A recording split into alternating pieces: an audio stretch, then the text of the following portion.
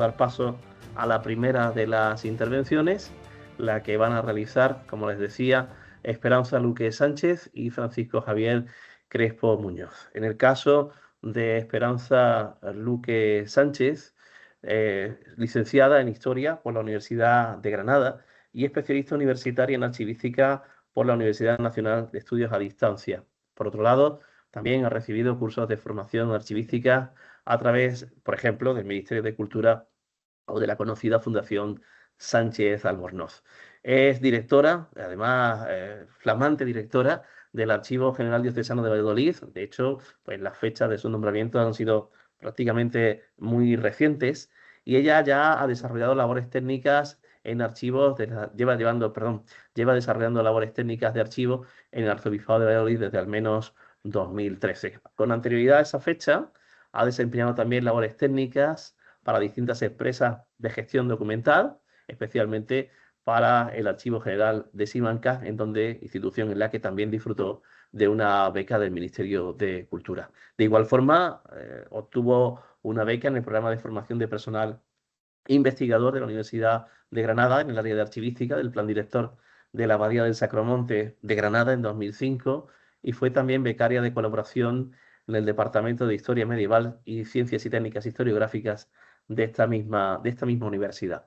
En cuanto a su labor investigadora, la profesora Luque Sánchez ha llevado a cabo estudio y edición de fuentes documentales, por ejemplo, para la historia de la farmacia y de la medicina, un trabajo que le valió además un accesi en el Premio Nacional de la Fundación Profesor Nancle Herrera de Historia de la Farmacia. Y a este respecto, bueno, pues su labor investigadora también puede observarse y seguirse en distintos artículos publicados, tanto en revistas científicas como en capítulos de libros, así como en multitud de participaciones en congresos y seminarios. Como les decía, hasta hace escasos días, ¿no? 25 de diciembre, si no recuerdo mal, bueno, pues ahora la directora del Archivo Diocesano de Valladolid y, bueno, en su trabajo precisamente en los meses anteriores, se ha centrado sobre todo en la informatización y en la digitalización de documentos de procedencia parroquial o catedralicio, gracias también a diversos proyectos subvencionados por el Ministerio de Cultura. En relación al profesor Crespo, pues como ya en la sesión anterior estuvimos comentando, pues no creo que sea necesario ahondar más en su trayectoria investigadora. Esta tarde repite, se ve que como los buenos toreros en las grandes plazas, pues le valió su anterior participación en la convalidación a esta nueva sesión y sin más dilación, pues damos paso precisamente a esta primera de las ponencias que, como ya les digo, lleva por título El estudio archivístico de la desamortización de Godoy, una fuente documental básica para entender la religiosidad popular en España. La presente ponencia forma parte de una de las líneas de estudio que se vienen desarrollando a través del proyecto, por el artículo 60, con título Estudio multidisciplinar de la religiosidad popular como marcador de identidad andaluza, el cual impulsa la Fundación Centro de Estudios Andaluces de la Junta de Andalucía, por medio de, entre otras instituciones, el Instituto Universitario de Historia Simancas. Este trabajo y la consiguiente ponencia se lleva a cabo en colaboración con Esperanza Luque Sánchez, actual directora del Archivo Diocesano de Valladolid, conocedora de archivos y fuentes documentales con dilatada experiencia. La llamada desamortización de Godoy constituye un hito particularmente revelador para estudiar la religiosidad popular y las manifestaciones de devoción laical en España. El Real Decreto de 19 de septiembre de 1798, firmado por Carlos IV, ordenó la enajenación de bienes pertenecientes a hospitales, hospicios y casas de misericordia, así como cofradías, memorias, obras pías y patronatos de legos. Esta medida fiscal, orientada a sanear la hacienda real mediante la extinción de los vales reales, generó una producción documental que trascendió la esfera estrictamente hacendística.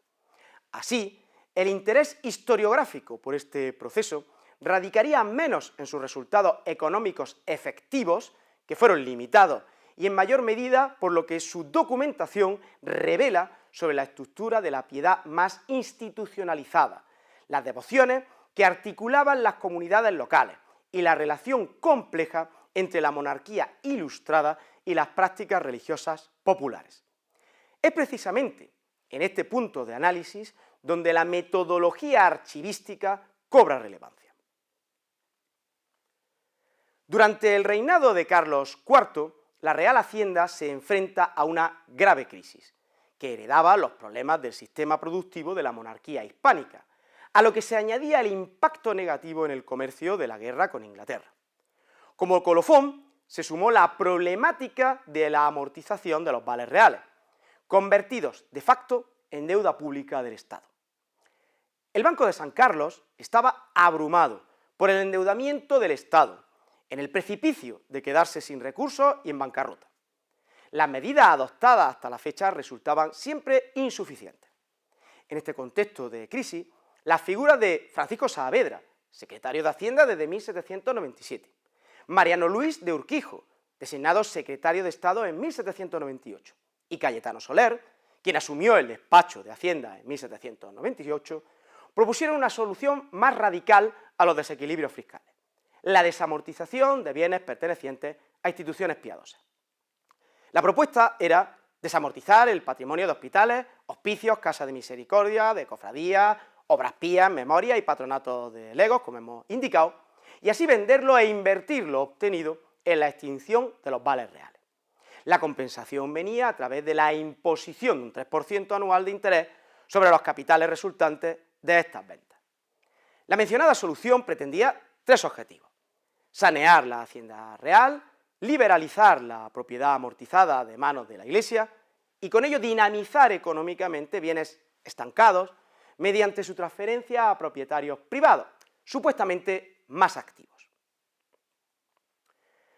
El 19 de septiembre de 1798, Carlos IV firmó el Real Decreto que daba inicio a la desamortización. La Real Instrucción de 25 de septiembre de 1798 estableció las directrices dirigidas a intendentes y justicias del reino para ejecutar las enajenaciones. Este documento impreso, remitido desde la Secretaría de Hacienda, consistía en 43 capítulos que especificaban meticulosamente los procedimientos a seguir: toma de razón de bienes por parte de la justicia ordinaria, intervención de escribanos, tasación mediante peritos, subasta pública, aceptación de posturas, otorgamiento de escrituras de imposición, etcétera, etcétera.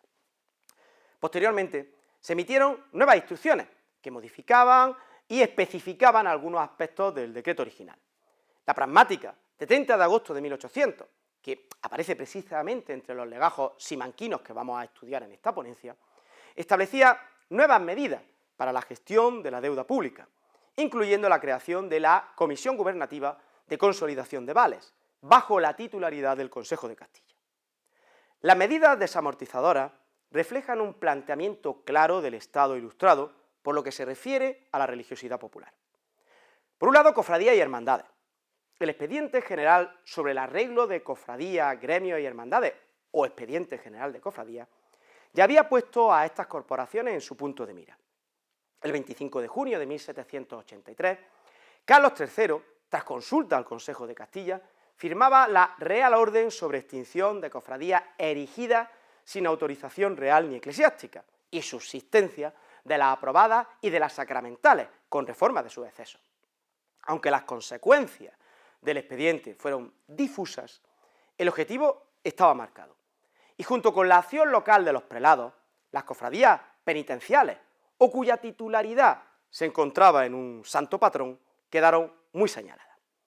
Por otro lado, obras pías y memorias, categoría amplia que abarcaba fundaciones benéficas para la redención de cautivos, para la dotación de huérfanas, etc., generalmente sostenidas por capital productivo o el mantenimiento de misas o sufragios, por el alma del fundador, fruto de una testamentaría. Como se va demostrando, estas realidades terminaron imbricadas en el sostenimiento de fundaciones y capellanías de naturaleza cofrade. En tercer lugar, hospitales y casas de misericordia, instituciones de asistencia y beneficencia, frecuentemente administradas por cofradías o bajo el patrocinio episcopal.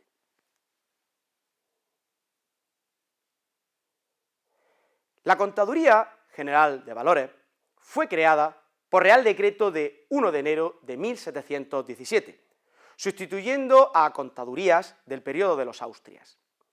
Su función era la fiscalización e intervención contable sobre la administración y recaudación de distintas contribuciones. Conforme se ejecutaba el proceso desamortizador sancionado por Carlos IV, asumió la toma de razón de las escrituras de imposición, amortización y consolidación derivadas de las ventas. La documentación simanquina se encuentra en la sección Dirección General del Tesoro, concretamente el llamado Inventario 24. Esta institución, la Dirección General del Tesoro, fue creada en 1824 y centralizó todos los procedimientos documentados de la antigua Tesorería General y de las contadurías de valores y de la distribución. Hacia 1850, la documentación de la Dirección General del Tesoro se terminó transfiriendo al Archivo General de Simancas mediante remesas, designadas como inventario. Consecuentemente, más allá de la denominación institucionalizada de la sección que agrupa los documentos sobre la desamortización de 1798, el productor de los mismos es la referida Contaduría General de Valores. Los documentos referidos al proceso desamortizador se encuentran conformando los voluminosos legajos 676 a 679 del Inventario 24 ya referido. En estos 4 legajos se identifican 2 bloques, testimonio, por otro lado, de 2 procedimientos distintos. El primer bloque, los legajos 676 a 678, son asientos contables relativos a operaciones de imposición. Estos comprenden relaciones de cuentas donde se asientan, con criterio cronológico y geográfico, las escrituras de imposición otorgadas sobre bienes desamortizados. Las fechas oscilan entre 1798 y 1807, concentrándose el grueso de la documentación entre 1801 y 1805. La estructura interna manifiesta un orden cronológico y una lógica organizativa geográfica, es decir, dentro de la secuencia temporal se agrupan por entidades territoriales que recogen las instituciones piadosas desamortizadas en esa localización.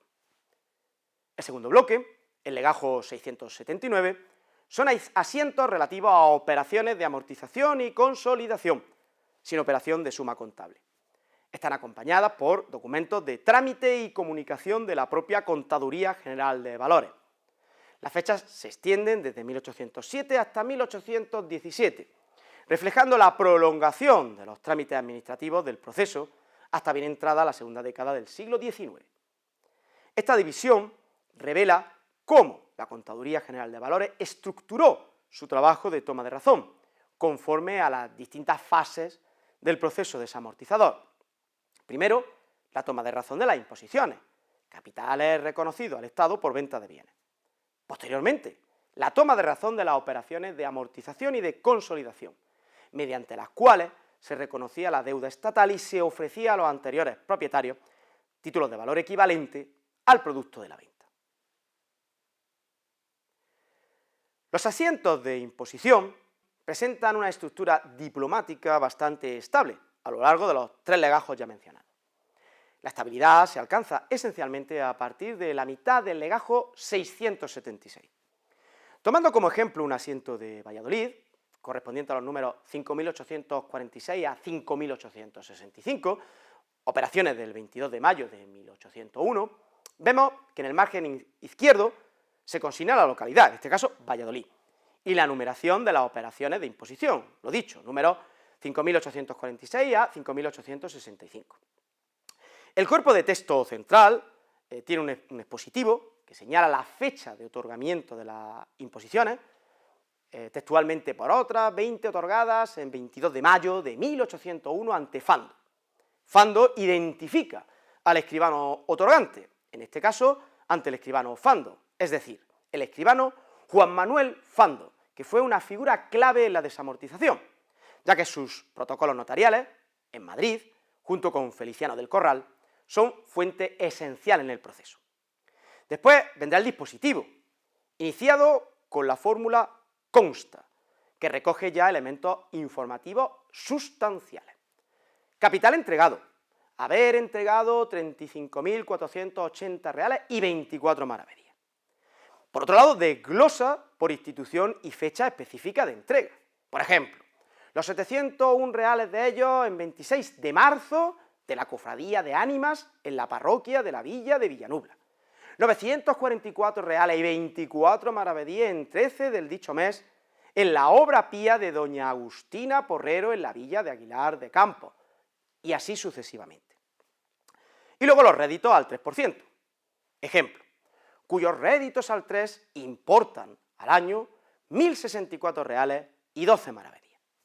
Finalmente, el protocolo final.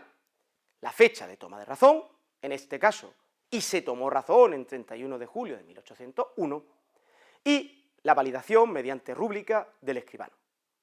En el margen derecho están las anotaciones de contabilidad. Capital para su contabilidad, 35.400 reales y 24 maravedíes, y los réditos al 3% para su contabilidad, es decir, 1.064 reales y 12 maravedíes. Esta estructura diplomática revela dos aspectos significativos. En primer lugar, la organización formal de los asientos evidencia un proceso administrativo regulado, donde incluso la variedad de instituciones locales, pues cofradías de ánimas, obras pías o memorias, como hemos visto en este ejemplo, se subsume bajo una metodología de asiento estable. En segundo lugar, la variedad informativa del documento, simultáneamente narrativo en la relación de las instituciones y sus bienes, y por supuesto contable en el cálculo de los capitales. De esta forma, se constituye en una fuente que permite tanto identificar realidades institucionales locales, de naturaleza devocional o benéfico-asistencial, así como cuantificar la posición patrimonial de la piedad en términos económicos. Por su parte, los asientos relativos a amortización y consolidación presentan similitudes. Como ejemplo, vamos a usar un asiento de amortización relativo al patronato fundado en Villanueva de la Fuente por Francisco Muñoz Cambronero, que se encuentra en el legajo 679. En el margen izquierdo aparece la numeración, número 10.152. Lo que es el texto se encuentra conformado por la identificación del ámbito de amortización o consolidación, obra pía o patronato fundado en la villa de Villanueva de la Fuente por Francisco Muñoz Cambronero, seguido de la fecha de toma de razón, el 9 de mayo de 1807. Luego vendrá el dispositivo, iniciado con se tomó razón de y reflejando la actio del proceso. Por un lado, una escritura otorgada ante Juan de Manta Gil Almansa en 20 de octubre de 1800. Seguidamente, imponiendo a favor de dicha obra pía 6.643 reales de vellón en efectivo, precio de varias fincas de la citada obra pía. Y a continuación dirá, con réditos de 199 reales, 9 maravedíes de vellón desde 20 de junio de 1800. Ya en el margen derecho vendrá la anotación del capital, 6.643 reales. Partiendo de la base de una investigación aún incipiente, las propuestas de análisis de los datos son muy sugestivas, habida cuenta el carácter seriado y sistemático de la información recogida en la documentación. Centrémonos en Andalucía. Así, hasta ahora, las cofradías y hermandades constituyeron algo menos de la mitad de las instituciones documentadas. Cofradías de ánimas dominan numéricamente y de forma particular en Jaén, donde representaban más del 60% de los asientos. Su presencia ubicua, casi toda localidad con iglesia parroquial, contaba con al menos una cofradía de ánimas documentada, testimonia la persistencia de concepciones sobre el sufragio perpetuo pro remedia anima. Sus patrimonios eran típicamente modestos, de 500 y 10.000 reales, pero su cantidad se compensaba en el volumen total.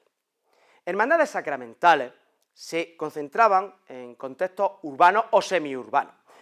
El Santísimo Sacramento de Palma del Río, en Córdoba, alcanzaba 62.600 reales.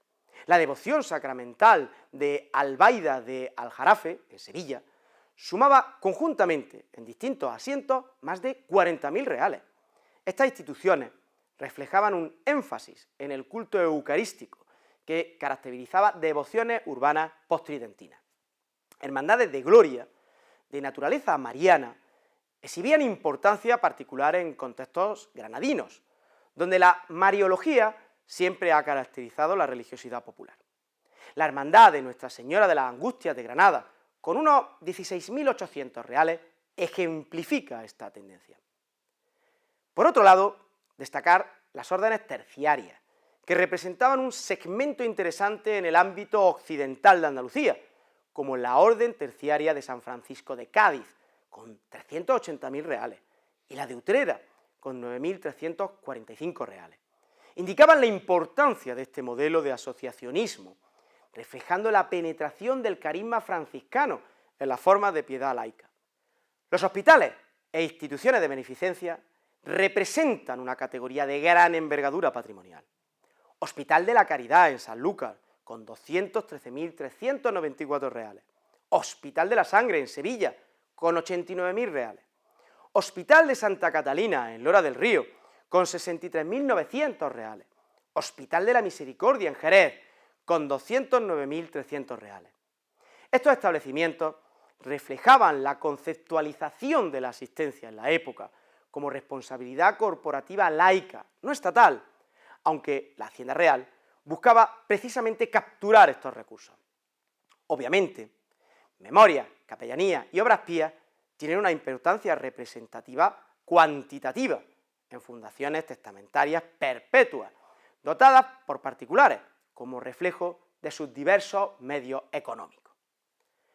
Los datos de desamortización permiten reconstruir geografías de piedad diferenciadas por provincia andaluza, evidenciando cómo la religiosidad popular expresaba adaptaciones geográficas, tal vez vinculadas a contextos económicos o sociales específicos. Provincias como Cádiz y Huelva reflejan la penetración de órdenes mendicantes, franciscanos particularmente, hermandades de caridad asociadas a puertos comerciales, testimonio de una economía mercantil, e interesantes referencias a ermitas y cofradías de Nuestra Señora de la Encarnación, a imbricar con contextos fronterizos. Cádiz, con un volumen de desamortización documentada hasta ahora de aproximadamente 2,5 millones de reales de vellón, testimonia una importante presencia de órdenes mendicantes, particularmente la Orden Terciaria de San Francisco, del convento de San Francisco de Cádiz, con un capital de alrededor de 380.000 reales, unido a un conjunto de patronatos urbanos especialmente reseñables, donde Cádiz capital alcanza conjuntamente casi medio millón de reales. Sanlúcar de Barrameda contaba con instituciones de considerable envergadura patrimonial, caso del Hospital de la Caridad o de la Cofradía de San Pedro. Sevilla o Córdoba muestran un equilibrio entre devoción sacramental urbana, hermandades del Santísimo Sacramento en las ciudades, y de piedad soteriológica, cofradías de ánimas más dispersas. Sevilla exhibía una suerte de categorización funcional de hermandades por localidad. Córdoba presentaba la integración más estrecha entre autoridades parroquiales y cofradías locales, con énfasis en memorias testamentarias perpetuas. Sevilla, que hasta ahora representa unos 900.000 reales desamortizados, se distribuye en una geografía dispersa, pero con concentraciones notables. La Hermandad de Ánimas de Utrera alcanzaba más de 160.000 reales, cifra destacada que refleja la importancia de este tipo devocional en un contexto no capitalino. El Hospital de la Sangre en Sevilla, con hasta ahora unos 89.000 reales, es el contrapunto asistencial. Las localidades sevillanas exhibían una característica singular, con la distribución de pequeñas hermandades sacramentales y de gloria, bajo el patrocinio de la Virgen, en comunidades como Albaida de Aljarafe, La Campana, Olivares o Marchena. Córdoba muestra su fortaleza en las memorias y obras pías. Montemayor, Espejo, Montilla o Montoro, con importantes cofradías de ánimas y obras pías, manifiestan esa consolidación de formas de piedad centradas en sufragios perpetuos. Por su parte, destacar, por el contrario, Palma del Río, que contaba con la cofradía del Santísimo Sacramento, con más de 62.000 reales desamortizados. La Andalucía oriental parece dominada por las cofradías de ánimas, particularmente en Jaén, como hasta ahora 70 asientos de este tipo de instituciones. Jaén, paradójicamente, con aproximadamente 600.000 reales desamortizados, presenta hasta ahora una densidad elevada de instituciones documentadas. Decenas de asientos de cofradías jiennenses, mayoritariamente cofradías de ánimas. Ciertamente, el patronato del Santo Cristo del Llano de Baños de la Encina supone más de 115.000 reales, si bien la riqueza jiennense radicaba en la proliferación de pequeñas cofradías locales, con patrimonios modestos, generalmente entre 1.000 y 30.000 reales. Esta configuración revela una suerte de geografía de la religiosidad dispersa. Jaén no concentraba grandes instituciones, sino que distribuía su patrimonio devocional entre múltiples realidades cofrades y piadosas. Granada matizaba la piedad soteriológica con una devoción mariana intensa. La citada hermandad de Nuestra Señora de las Angustias es ejemplo de múltiples hermandades de gloria mariana. Además, la presencia de distintas hermandades y cofradías en Granada capital testimonia la penetración de devociones concretas diversas. Por otro lado, hasta el momento es de destacar también, en el ámbito capitalino, la importancia económica de los hospitales. Los datos extraídos hasta ahora reflejan que, si la instrucción de 1798 estipulaba un 3% de interés anual sobre capitales, de unos 5.890.000 reales documentados, la rentabilidad nominal anual ascendería a aproximadamente 176.700 reales, cifra significativa pero insuficiente para las necesidades de la Hacienda Real. Dada la eficacia de las medidas desamortizadoras, el grueso del patrimonio eclesiástico permanecería fuera del alcance del fisco. En todo caso, sí que se podría avanzar el impacto tremendamente negativo que tuvo para el sostenimiento económico de la religiosidad popular, ya fuera a través de las asociaciones de laicos, ya fuera a través de las fundaciones piadosas, que pese a vincularse su titularidad a particulares, en muchos casos beneficiaban a hermandades y cofradías. Los 10 mayores patrimonios desamortizados en Andalucía, que hasta ahora se han analizado, alcanzaban aproximadamente 2.300.000 reales, un 30% del total documentado. Es decir, se aprecia un nivel de concentración importante de capital, frente a un resto muy disperso, 61% del total. Esto incluía, entre otros, como se ha indicado, la Orden Terciaria de San Francisco de Cádiz, 380.000, Hospital de Nuestra Señora del Pilar de Granada, 124.726, Hermandad de Ánimas de Utrera, 165.471, Hospital de la Sangre de Sevilla, 89.000, Hospital de la Misericordia de Jerez, 209.300, o el Hospital de la Caridad de San Lucas, 213.394 reales. Si se propusiera una segmentación en el análisis patrimonial, se comprobaría que, de lo investigado hasta ahora en Andalucía, estudiado por Terciles, se revelan dinámicas significativas. El segmento superior, patrimonios de más de 100.000 reales, que representaba aproximadamente el 35% del valor total, se concentró mayormente en las ciudades, en el ámbito de las órdenes mendicantes. Un segmento medio, entre 100.000 y 10.000 reales, que representaba aproximadamente el 40%, se distribuyó entre hermandades de gloria que tenían como titular a la Virgen, hospitales locales y algunos patronatos y fundaciones piadosas.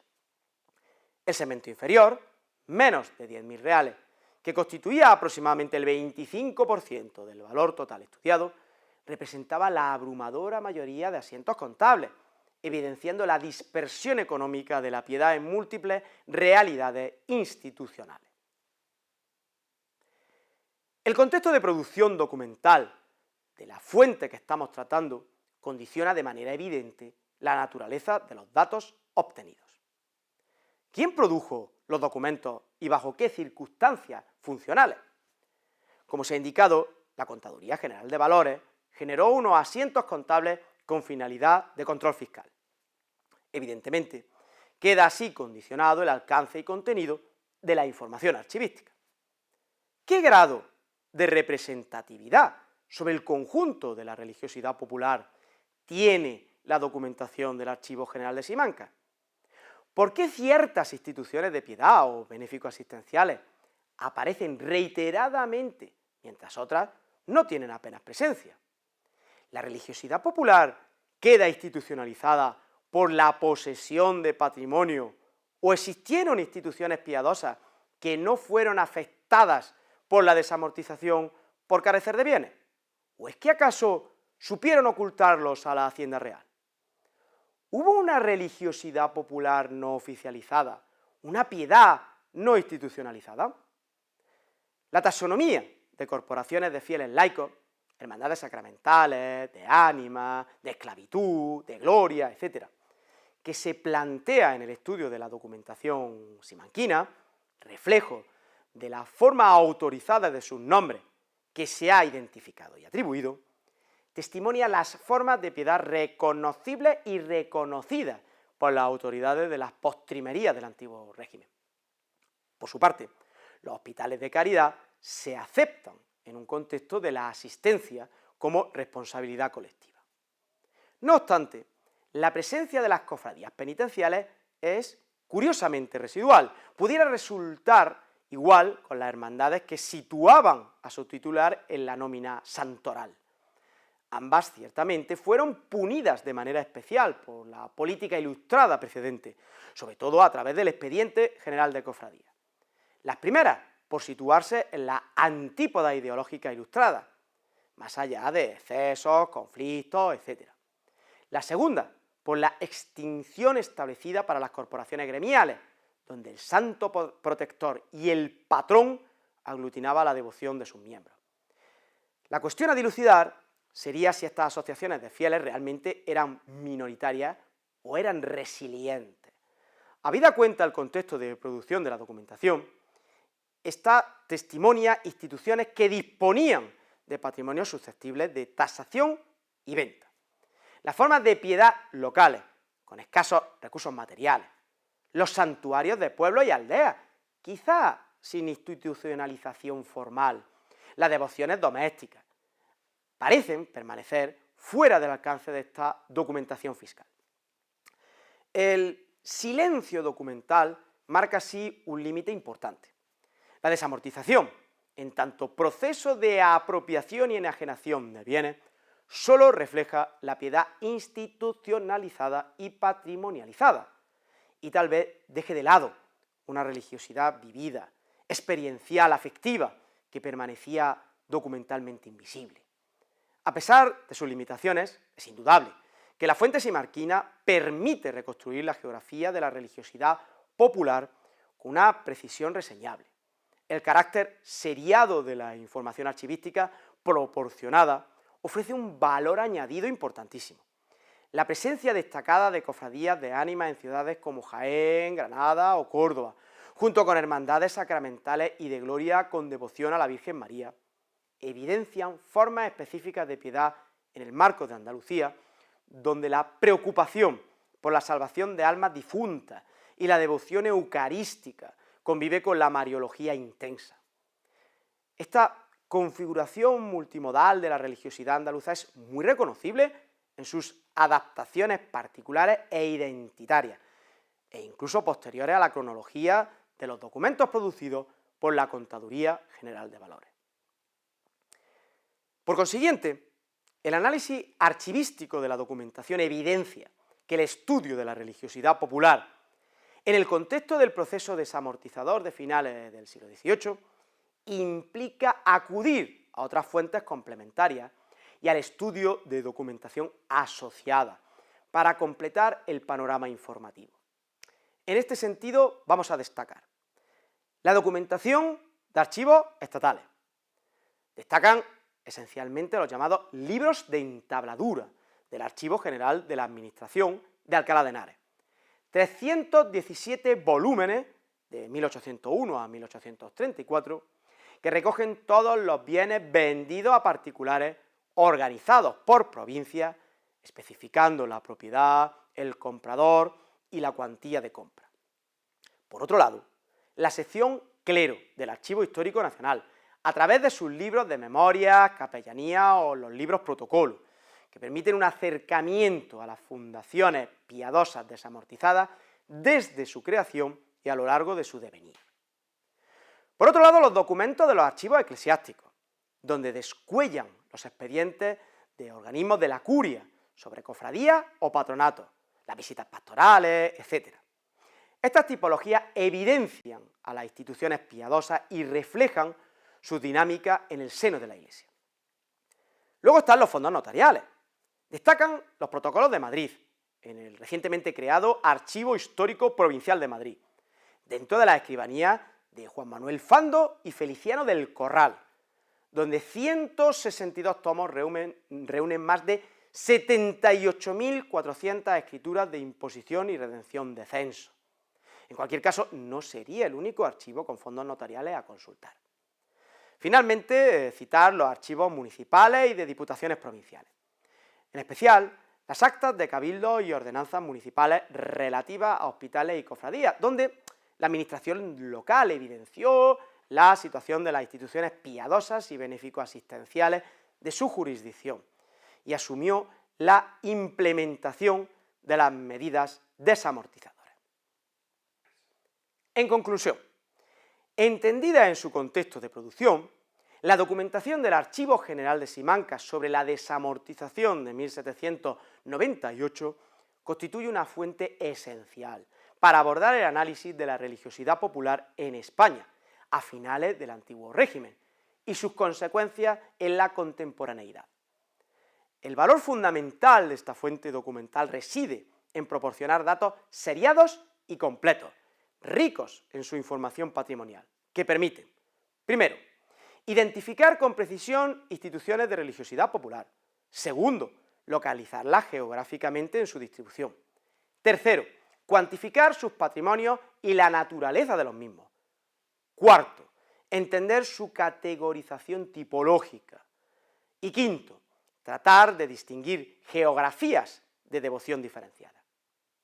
Pero simultáneamente, la orientación hacia lo patrimonial y lo institucionalizado, derivado de los orígenes funcionales, del contexto orgánico de producción de los documentos que estamos estudiando, parece excluir manifestaciones de piedad, como devociones domésticas o prácticas de religiosidad popular vinculadas a santuarios locales, carentes de estructura institucional. Es más, parece evidente que la presencia residual de realidades cofrades de tipo penitencial o gremial, esta última presumiblemente erradicada, hablan más de un ocultamiento informativo que de un dato cuantificable como residual. Reconociendo la potencialidad y posibilidades que ofrecen distintas perspectivas de análisis de los documentos simanquinos, cuantitativas y cualitativas, sobre la historia de las mentalidades o sobre la historia económica, la lógica archivística plantea la necesidad de un rastreo sobre documentación asociada, ya sea partiendo de las relaciones de un contexto archivístico de producción o de un marco temático similar. Muchas gracias.